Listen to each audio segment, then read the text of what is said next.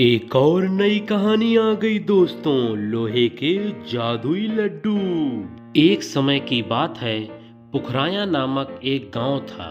यह गांव अपने मिठाई के शौकीन लोगों की वजह से जाना जाता था। पुखराया में सबसे अच्छी मिठाई राजा और उसके दोनों भाई गुलशन और गुंजन बेचा करते थे। राजा बम्बई से मिठाई बनाना और बेचना सीख गया था। गुलशन और गुंजन अपने भाई की सिधाई का फायदा उठाते थे।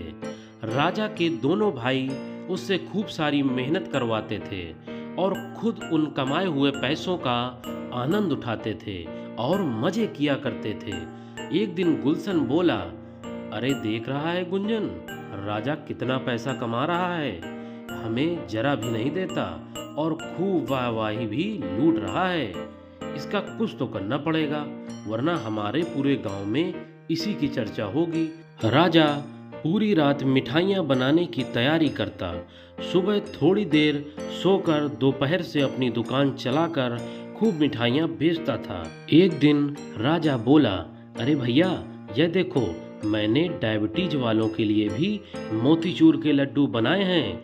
दोनों भाई बोले, अरे हाँ हाँ ठीक है, जाओ जाओ और घर जाकर हमारे लिए खाना भी बना कर रखो, तब हम वहीं आते हैं।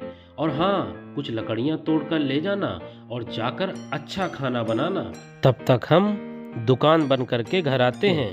राजा जंगल के रास्ते लकड़ियाँ काटने जा ही रहा था कि उसे दो चोर धनवान सेठ को लूटते हुए दिखाई दिए। सेठ चिल्ला रहा था, अरे छोड़ो मुझे, हट जा मेरे रास्ते से, हट जाओ। जैसे ये राजा ने देखा और बोला, हटो हटो हटो, भाग जाओ, वरना मैं चिल्ला चिल्ला कर गाँव वालों को बुला दूंगा।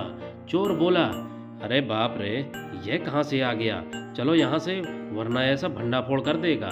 वह दोनों चोर भाग जाते हैं।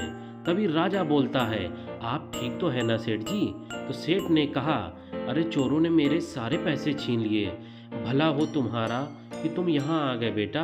मैं पड़ोस के गांव में रहता हूँ बेटा, मैं अपनी बेटी की शादी के लिए लड्डू बनवाने पुखराया गांव जा रहा था। मैंने सुना है वहाँ पर बम्बई का कोई हलवाई आया है। तभी राजा बोला, अरे यह तो वही बात हुई, गांव में छोरा और शहर में ढिंढोरा। वह हलवाई मैं ही हूँ जिसे आप ढूंढ रहे हैं सेठ जी। बम्बई से मिठाइयाँ बनाना मैंने ही सीखा है। तभी सेठ बोला, अरे यह तो बहुत अच्छी बात हुई, मुझे तुमसे मेरी बेटी की शादी और मेरे आश्रम के लिए 15,000 लड्डुओं की आवश्यकता है। तभी राजा बोला, जी बिल्कुल मिल जाएंगे सेठ जी। अब राजा ने सोचा, यह बात जाकर अपने भाइयों को बताता हूँ, मेरे इस काम से कितना मुनाफा होगा। अरे भगवान। राजा जाकर सारी बातें अपने दोनों भाइयों को बताता है, लेकिन उसके दोनों भाई खाना सही समय पर नहीं मिलने से उस पर चिल्लाने लगते हैं और कहते हैं, राजा, ना ही तुम जंगल से लकड़ियां काट कर लाए और ना ही खाना बनाया, यह सब करके तुम हमें क्या दिखाना चाहते हो? हमारी नजरों से दूर हो जाओ। तब दूसरा भाई गुंजन ने पूछा, उस सेठ को लड्डू कब देने हैं राजा? इस आर्डर में मैं तुम्हारी मदद करूंगा। दोनों भाई सेठ जी की बेटी की शादी के लिए लड्डू बनाने लगते हैं। इधर ज्यादा लड्डू देखकर गुलशन को लालच आ जाता है।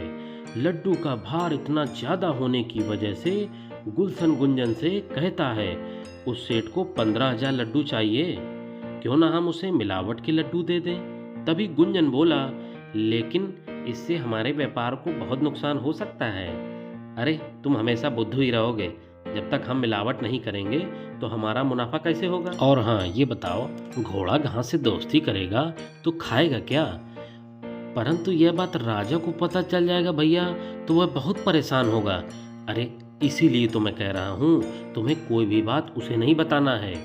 गुलशन के कहने से गुंजन लड्डू में मिलावट कर देता है और राजा को इस बात की भनक तक नहीं लगती और सारे लड्डू धनवान सेठ की लड़की की शादी में भिजवा देता है। लड्डू मिलते ही सेठ नौकर से कहता है, जाओ जाकर इन लड्डुओं को बारातियों में बांट दो और याद रहे, एक मत देना, कम से कम हर एक बाराती को 11 लड्डू देना। नौकर बोला, ठीक है मालिक, जैसा आप कहें। मालिक मैं उन्हें यह स्वादिष्ट लड्डू बांट दूंगा।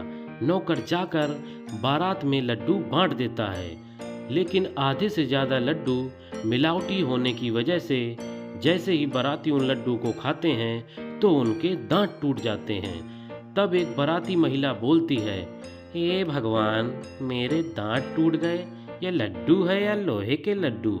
तब उसका बच्चा बोला, मम्मी यह लड्डू बहुत बेकार हैं, छी, मेरे दांत हिल रहा है और दर्द भी कर रहा है मम्मी। सारे बारातियों का यही हाल हो गया। अब इस मिलावटी लड्डुओं की वजह से सेठ की लड़की की शादी टूट गई। सेठ अपनी पत्नी से बोला, अरे यह सब उस राजा और उसके भाइयों का किया धरा है भगवान, न हम उनसे लड्डू लेते और न हमारे साथ ऐसा होता। तभी सेठानी बोली, हे भगवान, मेरी बेटी की शादी टूट गई, उस राजा और उस दोनों भाइयों की वजह से ही हुआ है ये सब। पता नहीं उन्होंने आपसे किस बात का बदला लिया है, हमारी बेटी कुमारी ही न रह जाए कहीं। अब उस वक्त धनवान सेठ गुस्से से राजा और गुलशन की दुकान पर पहुंच जाता है। राजा इन मिलावट भरी बातों से बिल्कुल अनजान होता है। सेठ की बात और गुस्सा देखकर वह डर जाता है और राजा कहता है, अरे ये कैसे बात कर रहे हैं आप, मैं और मेरे भाई भला ऐसा क्यों करेंगे? तब सेठ बोला, तुम लोगों को मेरी बेटी की शादी तोड़कर भला क्या मिला? मैं तुम भाइयों को श्राप देता हूँ कि तुम लोग जो भी मिठाई बनाओगे वह लोहे की हो जाएगी और तुम तीनों भाई जो भी काम करोगे वह उल्टा ही होगा। तब गुलशन बोला, अरे अरे, तो क्या हम डरते हैं तुमसे? जाओ जो करना है कर लो, आइंदा यहाँ नजर मत आना और मुझसे ये श्राप वाली बातें बिल्कुल मत करना। मैं नहीं मानता ये श्राप व्राप, चल यहाँ से। राजा तुम अपनी दुकान पर ध्यान दो। तभी राजा बोला, अरे ये किस मिलावट की बात कर रहे हैं? अरे कुछ नहीं, बस पागल हो गया है। तभी गुंजन बोलता है, चलो ये सब छोड़ो, आज सारे लड्डू मैं बनाऊंगा। गुंजन सेठ की बातों को ध्यान न देते हुए दुकान के लिए खूब सारे लड्डू बनाता है और शाम होते ही वह अपने घर चला जाता है। और जब अगले दिन सुबह वह अपनी दुकान पर आता है तो वह देखकर हैरान हो जाता है, अरे यह क्या, यह कैसे हो सकता है? मैंने जो कल रात लड्डू बनाए थे वह सारे लोहे के कैसे हो गए? भैया भैया देखो, यह क्या हो गया?